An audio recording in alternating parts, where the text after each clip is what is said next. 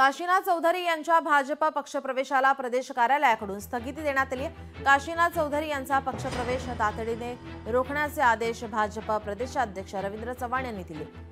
गडचिंचले साधू हत्याकांड प्रकरणात भाजपने मागील काळात काशीनाथ चौधरी यांच्यावर गंभीर आरोप केले होते। अशातच भाजपमध्ये काशीनाथ चौधरी यांनी प्रवेश केल्यानंतर विरोधकांकडून गंभीर आरोप करत टीकेची झोड उठवण्यात आली होती। दरम्यान आता वाढता विरोध लक्षात घेता भाजप पक्षश्रेष्ठींनी आता काशीनाथ चौधरी यांच्या पक्षप्रवेशाला प्रदेश कार्यालयाकडून स्थगिती दिली आहे।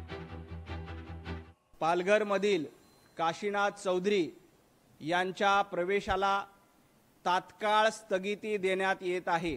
त्याला स्थगिती देण्याचा निर्णय भारतीय जनता पार्टीचे प्रदेशाध्यक्ष माननीय रवींद्र चव्हाणजी यांनी घेतलेला आहे।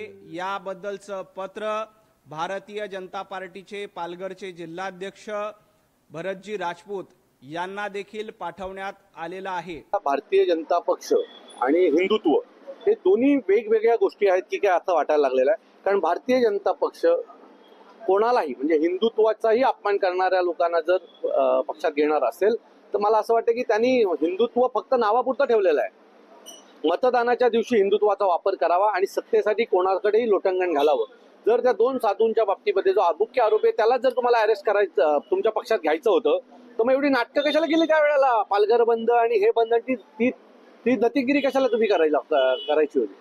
मला असं वाटतं की भारतीय जनता पक्ष हा लोकमतावर निवडून येणारा पक्ष नाही, तो निवडणूक आयोगाच्या जीवावर निवडून येणारा पक्ष आहे। त्याच्यामुळे आम्हाला त्यांच्याकडनं काहीही अपेक्षा नाही। पालघर साधू हत्याकांडाची संशयाची सुई ज्या काशीनाथ चौधरी भोवती फिरत होती त्याला भाजपच्या स्थानिक नेतृत्वाने प्रवेश दिला आणि हा निर्णय निश्चितच सगळ्या साधू संतांना आणि हिंदुत्ववादी कार्यकर्त्यांना धक्कादायक आणि वेदना देणारा हा निर्णय होता। पण हे लक्षात येताच मुख्यमंत्री माननीय देवेंद्रजी फडणवीस आणि प्रदेशाध्यक्ष रवींद्रदादा चव्हाण यांनी या निर्णयाला तात्काळ स्थगिती दिली आहे।